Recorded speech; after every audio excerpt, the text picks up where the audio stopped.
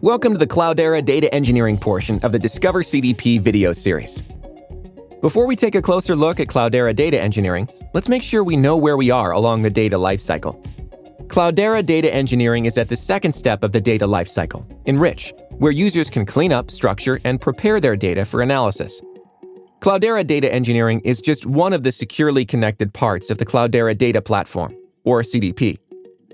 CDP Public Cloud consists of multiple experiences, each with its own unique set of capabilities, including our focus today, data engineering.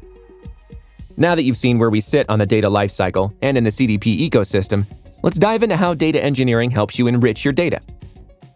We're going to show you how to perform data engineering on Data Hub in CDP Public Cloud, and to do that, we'll be using Spark, specifically PySpark. I've already put a dataset in S3 and granted my user access to the bucket. I did this by making sure the group my user belongs to was mapped to a role with access to the bucket using ID Broker. First, you're going to want to create a data engineering cluster. You'll do that by clicking Create Data Hub on the top right. Then you'll select the data engineering template. In my case, it's for AWS, but there will be a similar template for Azure. If that's your public cloud vendor, you can see all the services that will be created. Today, I'm going to be using Spark Livy and Zeppelin. I'll explain how these all connect later. For those of you that are new to this, before we continue, let me show you the Hardware tab. Here you can configure this cluster to optimize it for your workload. Okay, let's go to the data engineering cluster now. You may have noticed that I already created a data engineering cluster. It's like we're on a baking show. I've already pre-baked the cluster. Let's go to Zeppelin and open up my S3 demo notebook.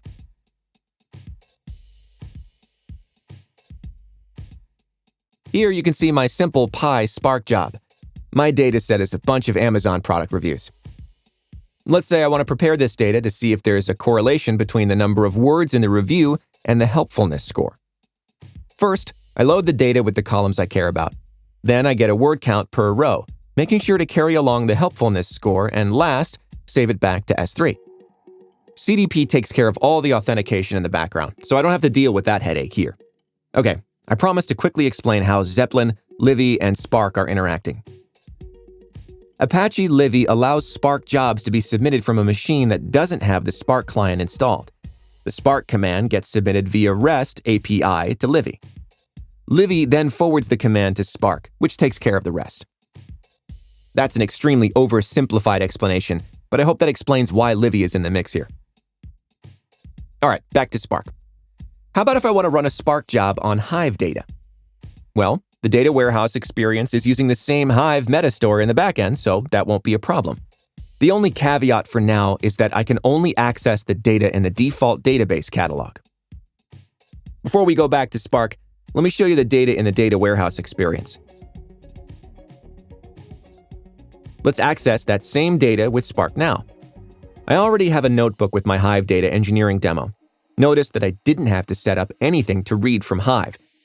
The Hive configurations are already on this cluster, so you don't have to worry about copying hivesite.xml to every node, which is a great time saver. In this example, I'm going to see how many bids are being placed per hour to see how web traffic flows throughout the day. Using the Spark SQL context, I can write my SQL query to pull data in. Then I do some windowing that counts how many bids happen per hour. Scrolling down to the results, you can see that the web traffic is pretty even at all hours. And that's because the data is all fake, but it gets the point across. Now, I bet all of you have much more useful data engineering projects in mind, but I hope this gives you a good idea of how Cloudera data engineering helps enrich your data. Next, we'll check out the third phase in the data lifecycle, where you'll see how Cloudera Data Warehouse helps you generate meaningful reports on your data.